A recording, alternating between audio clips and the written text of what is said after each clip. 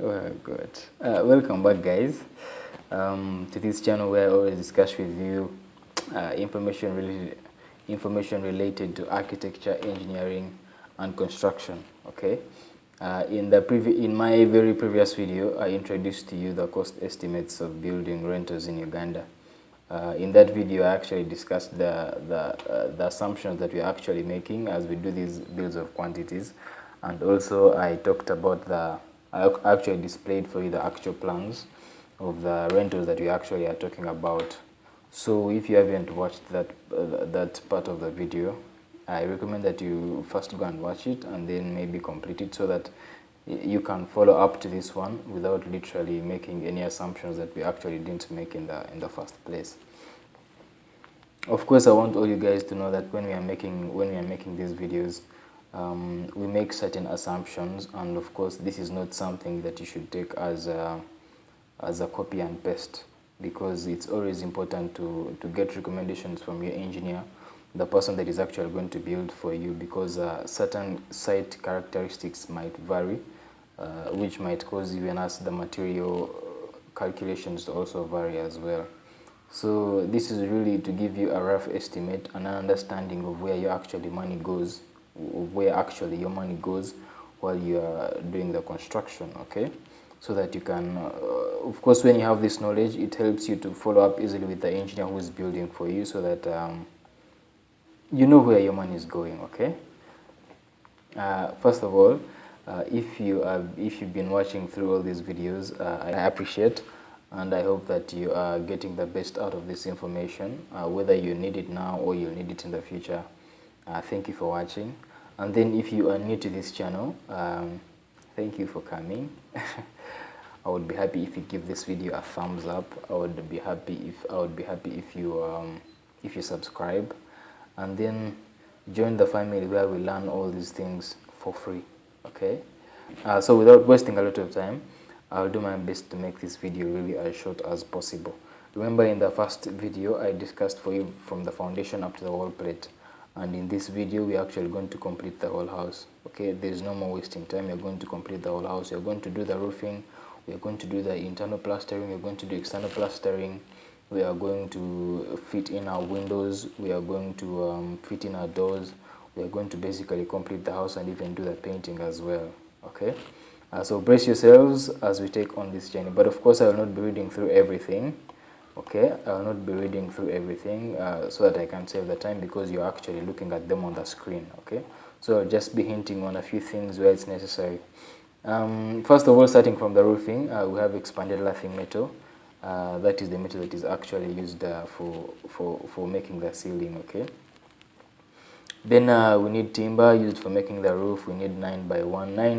When I say 9 by 1, I mean 9 inches by 1 inch. Okay, then we will need the timber 3 inches by 2 inches. We will need timber 4 inches by 2 inches. We will need 4 inches by 3 inches. Okay, in their respective quantities, as you can see.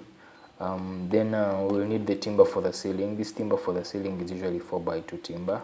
That is 4 inches by 2 inches. Okay, and we need about 340 pieces, which brings each piece is at around 5,000. Of course, this is the market price as of the time when we are making this video. Okay, so you might want to do this maybe a year later or 6 months later, and things might have changed. Okay, but what you need to understand is that the quantities, as long as you, for example, taking this very exact plan, the quantities will not have to change. Okay, so we'll need nails, 6-inch nails, 5-inch nails, and 6-inch nails, 5-inch nails, 3-inch nails, and 4-inch nails, you know, things of the sort. Then also we will need roofing nails. We will need anti-termite treatment. Of course, this anti-termite treatment is the one that you actually apply on the timber, so that you protect it from being eaten by insects. That is really very important. Decisions like these are really the ones that usually make the difference between why someone spent more money than the other. It's because some people really ignore this part, and you know, this is really the choice based on the kind of quality that you want for your house, or the kind of quality that you want for your rentals. This is really up to you.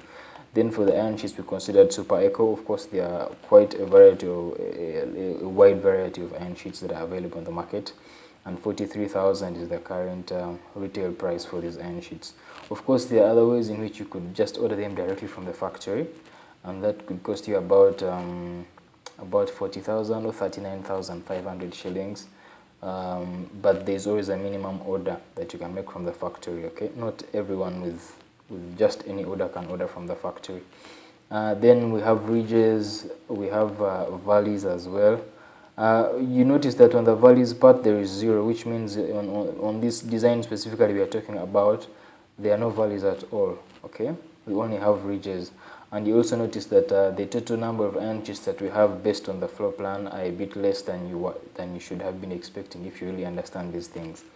The reason why the iron sheets are less is because in the design it's not a hipped roof. Okay, so usually in the hipped roof you spend a lot on the timber that you use because the trusses are a bit more complicated and they're a bit more in number. And then you use more iron sheets because there's a lot of offcuts that you have to create on those edges.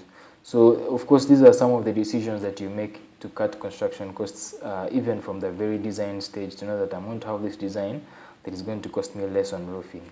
Okay, this is one of the ways in which you cut costs from the design. Okay, then we have rubber washers, we have hoop iron, and so everything for the roofing takes us to a total of 9.49 million, which is roughly 9.5 million. But of course then so that our total is now at 27.8 million. The total in this column is really, we keep on summing up everything, all the totals as we go down, as we cover more things, we keep adding on to the current total, so it's kind of cumulative. Okay, then we go to the ceiling. We'll need bags of cement, we need plaster sand, we need lake sand, and all the total of the whole ceiling brings us to 1,050,000 shillings, bringing our total now to 28.8 million. Okay, then we have external and internal plastering. Basically, you notice you have the basic things: cement, plaster sand, lake sand, stonework, lime, and that brings us. Now you might also notice that certain people do not actually include lime in their quotations. Now lime is really very important for internal finishing because it makes the walls much smoother. You've entered certain houses where the walls could be lined up and all that, but lime gives that smooth finish to the wall, so that even when you add the vinyl or the glossy paint, it actually kind of gives it that reflective feel because you added lime and the wall is so flat and smooth. So the total for all plastering is 6.8 million. Which brings our total now to 35.7 million. Of course, all these, I've not yet included the labor, and we've also not yet included the transportation of these materials to the site. Okay. Then for the openings, we have windows and doors. These are really straightforward based on our design. We had that front facade door, which we are counting at 1 million. And then we have bathroom doors, we have windows, the bathroom doors, we have also the bathroom windows, and then also the main windows as well. Okay. Yes. So concluding with the doors, and then adding miscellaneous. Miscellaneous, is just for things that you might not have planned for unforeseen circumstances or unforeseen decisions. So the total for all openings is going to cost us 5.2 million. Okay. Then we have glass works. Remember, these windows do not come with glass, so you have to order for glass separately, and glass is bringing us to 600,000 shillings. So we'll have painting, we have undercoat, vinyl paint, super oil paint, sanding paper, filler, thinner brushes, rollers. All that for painting is going to bring us to roughly 1.4 million. So right now the total where we actually are standing is at 42.9 million. Okay.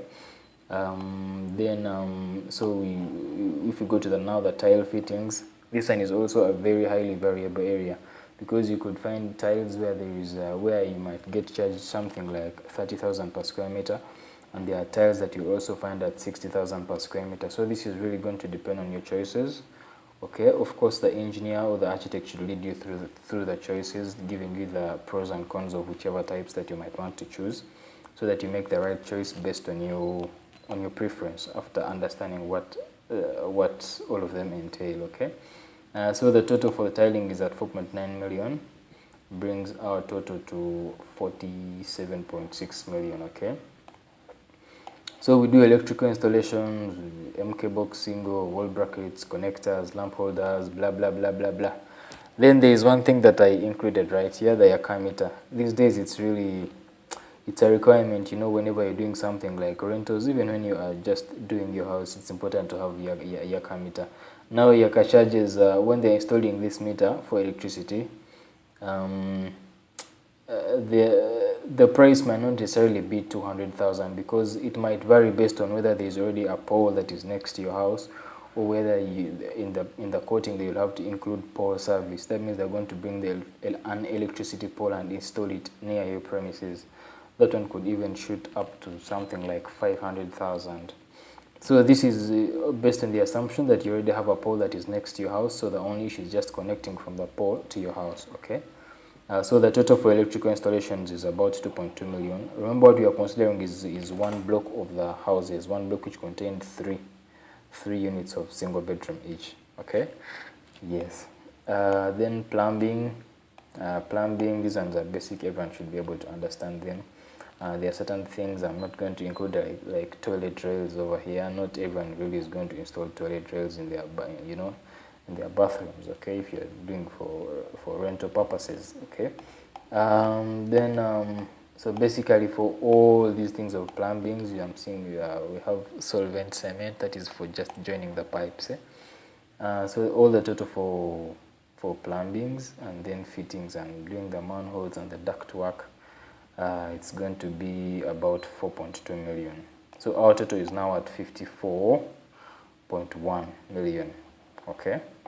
Then if you include the septic tank and the soak pit, the total is going to come to 3.8 million, and then the cumulative total is actually going to become 57.9 million. Now, of course, there are certain things I haven't considered, like the cabinets, like the wardrobes, the boundary wall, landscaping. But of course, I included the kitchen sink. I included it if you check in the quoting again. So labor considering roughly 30%, and then transportation 30%. Everything should bring you to a total of 78.2 million. Now remember, this is for one block of the rentals, okay, which included only 3 units. Okay, so if you're doing 2 blocks, it does not mean that it's going to cost you this times 2, because there are certain things, there are certain materials that you buy, and there are a lot of leftovers for these materials. For example, you might say maybe I needed 3 liters of paint on a certain something, but according to the tins that are available in the market, you can only buy 5. Okay, you can buy a minimum of 5. So you find that you had maybe 2 liters left, and both of them, and they can still work on the other units. So you might make a lot of saving when you actually build the 2 blocks at once. Okay, so basically this is what it should be costing you, around this much. So I hope you guys have enjoyed the video. I hope you've now understood. I hope you've now understood how much it should be costing you, and see you in the next video. Please remember to give this video a thumbs up, and also subscribe to the channel so that you don't lose out on anything when it comes.